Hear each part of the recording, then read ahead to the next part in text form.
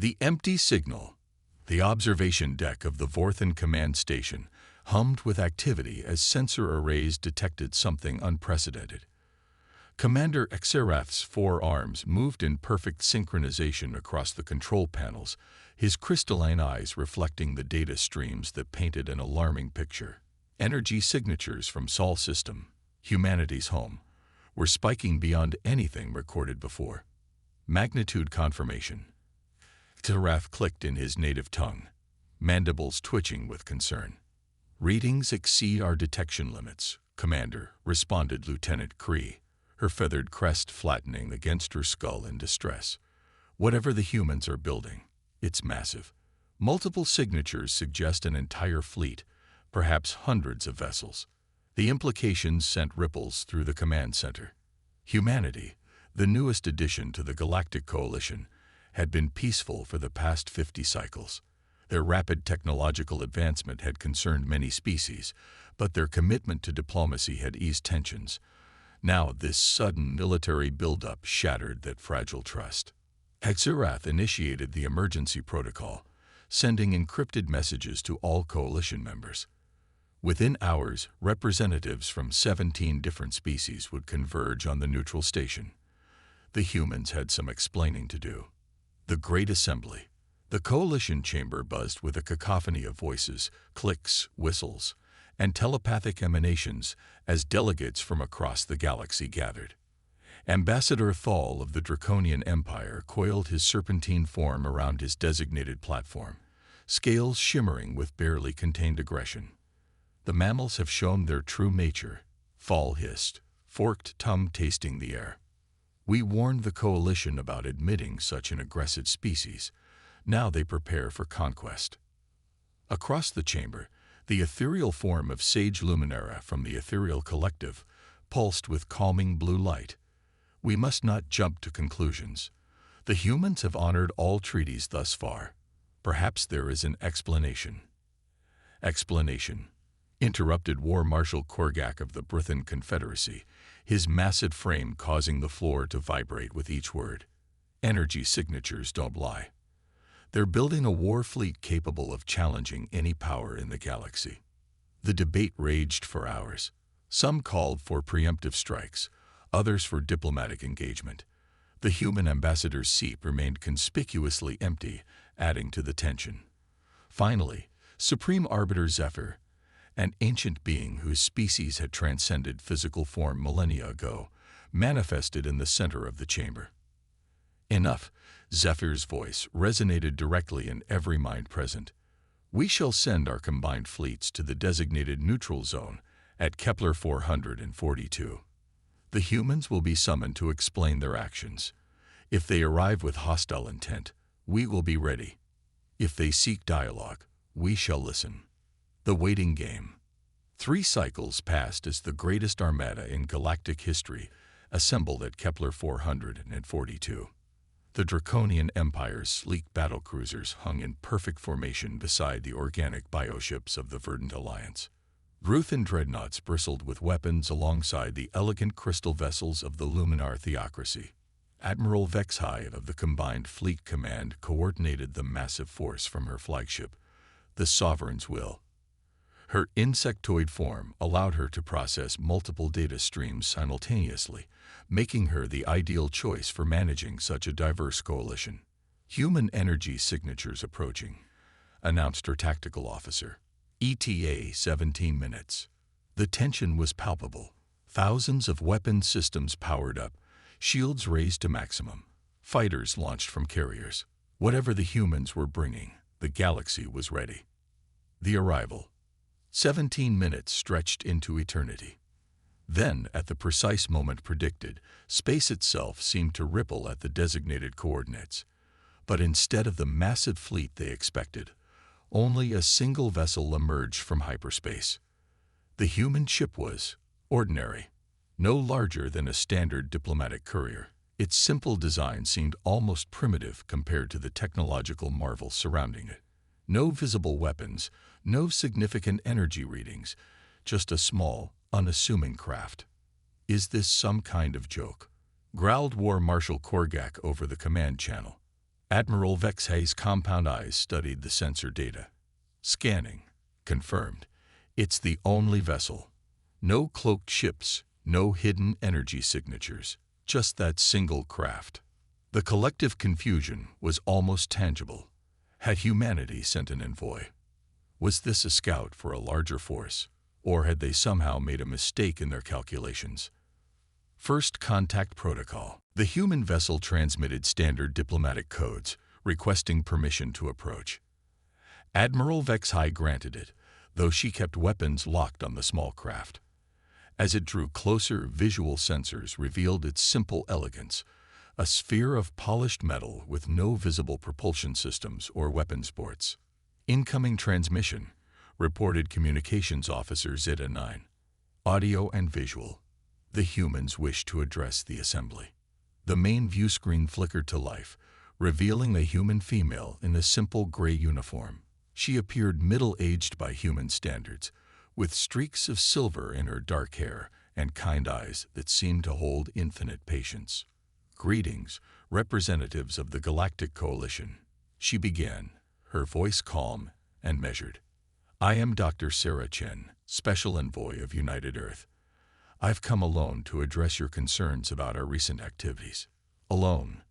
Ambassador Thal's image appeared on a secondary screen, his serpentine features twisted in suspicion. Where is this great fleet your energy signatures suggested? Do you take us for fools? Dr. Chen's expression remained serene. There is no fleet, Ambassador. What you detected was indeed real, but it was not what you assumed. I've come to explain, and if you're willing, to demonstrate. The message. The assembly erupted in chaos. Accusations of deception flew from multiple quarters. Some demanded the human vessel be seized immediately. Others called for patience. Through it all, Dr. Chen waited quietly on the screen. Admiral Vexhay restored order with difficulty. Dr. Chen, you claim there is no fleet, yet our sensors detected massive energy expenditures in your system, energy consistent with large-scale shipbuilding. How do you explain this? Admiral, what you detected was not shipbuilding, but something far more significant. Dr. Chen replied. Humanity has spent the last decade working on a project that will revolutionize not just warfare, but our entire approach to interstellar relations. She paused, seeming to choose her words carefully. We call it the Unity Protocol. And yes, it required enormous amounts of energy to perfect. But we didn't build weapons of war. We built something else entirely. Speak plainly, human. War Marshal Korgak rumbled. What have you created? Dr. Chen smiled sadly.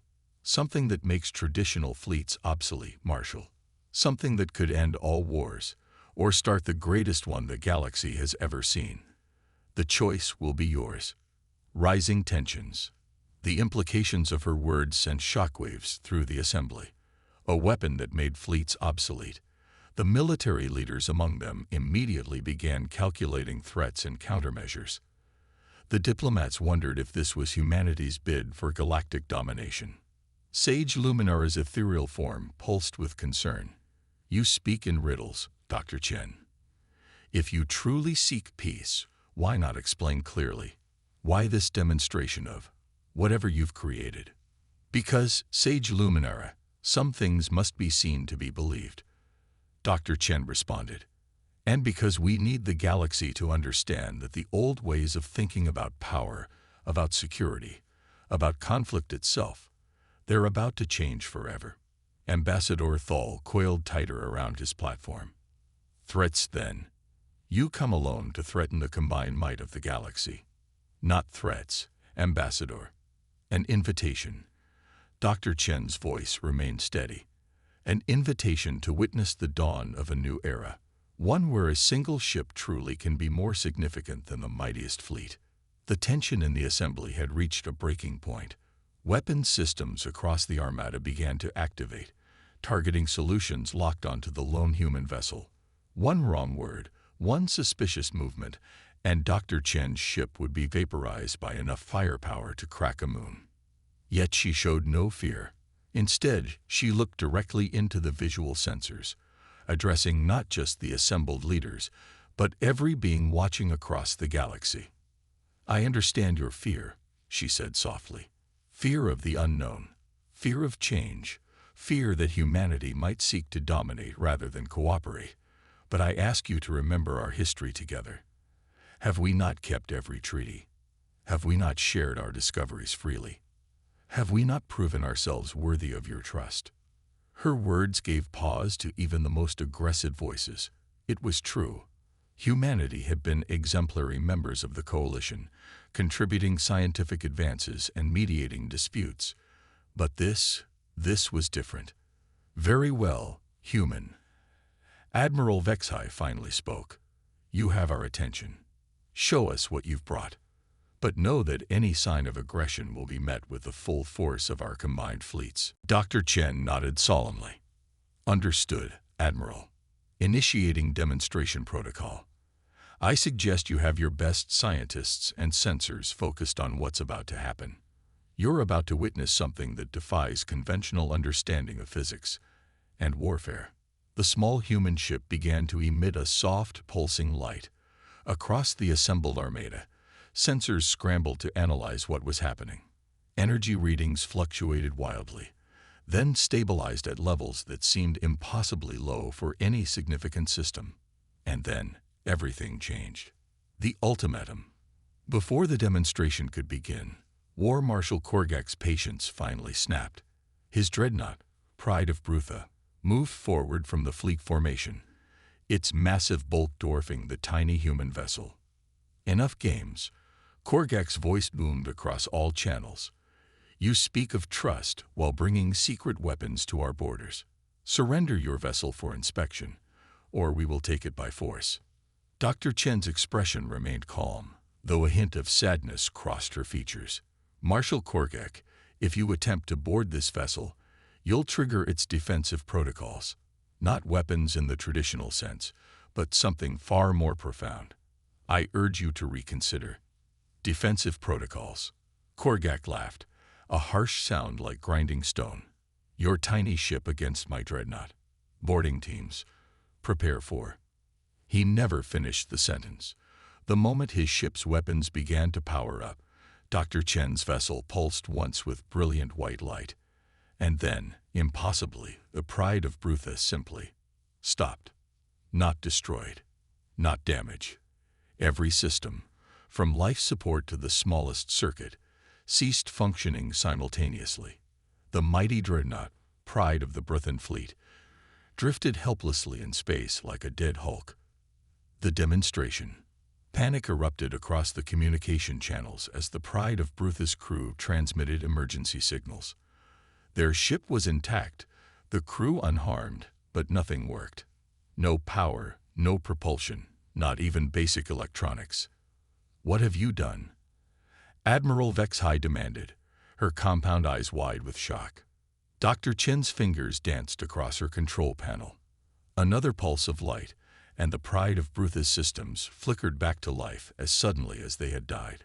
"I've demonstrated the first principle of the Unity Protocol," she explained calmly. "The ability to render any technology inert without causing harm to life." "Impossible," whispered Chief Scientist Crix of the technocracy.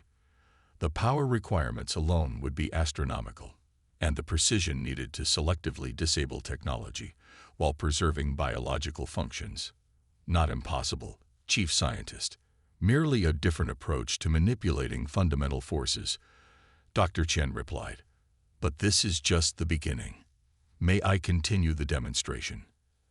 Admiral Vexhai found herself caught between military protocol and scientific curiosity. "Proceed, carefully." The human vessel rose above the plane of the assembled fleet, its surface beginning to shimmer with an otherworldly energy. Then, without warning, it simply vanished from sight and sensors.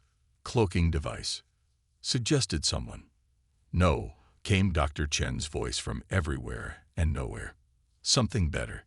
The ship reappeared simultaneously at a dozen different points around the fleet. Not images or projections, but the actual vessel existing in multiple locations at once. Sensors confirmed the impossible. The same ship, the same energy signature, occupying different points in spacetime simultaneously. Quantum superposition on a macroscopic scale, Dr. Chen explained as her ship collapsed back into a single location. The Unity Protocol allows us to exist in multiple states until observed and chosen. In combat terms, how you fight an enemy that can be everywhere and nowhere. Understanding dawns.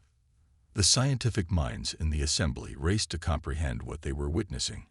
Sage Luminera was the first to grasp the implications, her ethereal form brightening with revelation. "You've weaponized quantum mechanics," she breathed. "Not just theoretically, but practically. The energy we detected wasn't for building ships. It was for building the technology to render ships unnecessary," Dr. Chen finished. The Unity Protocol represents humanity's decision to evolve beyond traditional warfare. Why build fleets when a single vessel equipped with this technology can neutralize any threat without bloodshed? Chief Scientist Crix's synthetic voice crackled with excitement. The applications are staggering. If you can manipulate quantum states at will, disable technology selectively, exist in multiple locations, traditional concepts of offense and defense become meaningless. Precisely, Dr. Chen nodded. But there's more. The final demonstration, if you're willing to observe it, shows why we called it the Unity Protocol. The paradigm shift. Despite the concerns of military advisors, scientific curiosity won out. Dr. Chen was given permission for her final demonstration. This time, she requested that several vessels from different species approach her ship. "What I'm about to show you is the true purpose of our invention," she said. "Not a weapon, but a bridge." As the chosen vessels drew near, Dr. Chen's ship extended what looked like tendrils of pure energy. They touched each approaching craft gently, and suddenly, the crews found themselves experiencing something unprecedented. Thoughts, emotions, memories flowed between species that had never truly understood each other. The suspicious Draconians felt the deep-seated fear of extinction that drove Bruthan aggression. The militant Bruthans experienced the Ethereal's genuine desire for harmony. Barriers of language, culture, and biology dissolved in a moment of perfect understanding. Quantum consciousness linking, Dr. Chen explained as the connection faded, leaving the touched crews forever changed. The Unity Protocol doesn't just manipulate matter and energy, it can bridge minds. Imagine negotiations where misunderstanding is impossible. Treaties forged in perfect mutual comprehension. Wars ended because combatants suddenly understand each other completely. The decision point. The assembly fell silent as the implications sank in. Humanity hadn't built a superweapon. They'd created something far more dangerous to the status quo. A technology that could end conflict by forcing understanding, that could disable aggression without violence, that could be everywhere and nowhere at once. Ambassador Thal was the first to voice what many were thinking. "You've made traditional power structures obsolete. No species can dominate through force when any conflict can be ended by understanding. That's the choice before you," Dr. Chen acknowledged. Humanity could use this technology to dominate, yes. One ship with the Unity Protocol could theoretically disable entire fleets, appear anywhere instantly, force our will on others. But that's not who we choose to be. War Marshal Korgak, still shaken from his ship's brief paralysis, growled suspiciously. "Then what do you propose?" "We propose sharing it." Dr. Chen's announcement sent shockwaves through the assembly. The Unity Protocol will be made available to every member of the coalition. Not the full military applications immediately. That would be irresponsible. But the consciousness-bridging technology, the defensive systems, the ability to end conflicts without bloodshed. You would give this away. Admiral Vexhai couldn't hide her amazement. "Not give. Share," Dr. Chen corrected. "In stages, with safeguards, ensuring no species can use it for domination. We believe the galaxy is ready for this evolution. The question is, do you?" The new era. The debate that followed would be remembered as one of the most significant in galactic history. Some species saw the Unity Protocol as humanity's trap, a way to make others dependent on their technology. Others recognized it as a genuine attempt to evolve beyond the cycle of conflict that had defined interstellar relations for millennia. In the end, it was Sage Luminera who swayed the decision. "We stand at a crossroads," her thoughts resonated through the assembly. "We can choose fear, reject this gift, and continue as we always have.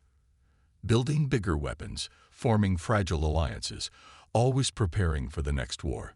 Or we can choose evolution." One by one, species voted to accept humanity's proposal. Not without conditions. There would be oversight, gradual implementation, fail-safes against misuse. But the decision was made. The galaxy would step into a new era. Dr. Chen's relief was visible as the final vote was tallied. "You've chosen wisely. The transition won't be easy. There will be those who resist, who see this as weakness rather than strength. But together, we'll prove them wrong." One question remains, Admiral Vexhai interjected. "Why send only one ship? Surely such an important mission warranted more security." Dr. Chen smiled, the first genuine smile she'd shown during the entire encounter. "Because, Admiral, sending one ship was the message. If we'd arrived with a fleet, you'd have seen us as conquerors with a new weapon. By coming alone, we showed our faith in our technology. And in you. We bet everything on the belief that the galaxy was ready for this change." Epilogue. Years later, historians would mark this moment as the beginning of the Unity era. The transition wasn't smooth. Some species adapted quickly to the new paradigm, while others struggled with the loss of traditional power structures. There were setbacks, moments when the old ways seemed easier than the new. But gradually, the galaxy changed. Conflicts that would have escalated to war were resolved through quantum-linked negotiations. Pirates and aggressors found their weapons suddenly useless, their crews overwhelmed by their victims' perspectives. The arms race shifted from building better weapons to developing better understanding. Dr. Chen became a legend, the human who arrived alone to change everything. When asked years later why humanity had taken such a risk, she would always give the same answer. "Because we learned something in our own history, that the greatest strength isn't in the ability to destroy, but in the courage to trust. We sent one ship because one was enough, not to conquer, but to prove that conquest itself was obsolete." The Galactic Coalition still maintained fleets, but their purpose evolved. They became explorers, rescuers, builders of bridges between species. The Unity Protocol spread slowly but surely, each species adapting it to their own needs and philosophies. And in the end, the galaxy learned what humanity had discovered in that decade of secret development. True power lay not in the ability to defeat enemies, but in the wisdom to transform them into friends. One ship had indeed been enough to change everything. As for Earth, it continued to surprise the galaxy. Their next project, whispered about in scientific circles, involved something even more ambitious than quantum consciousness.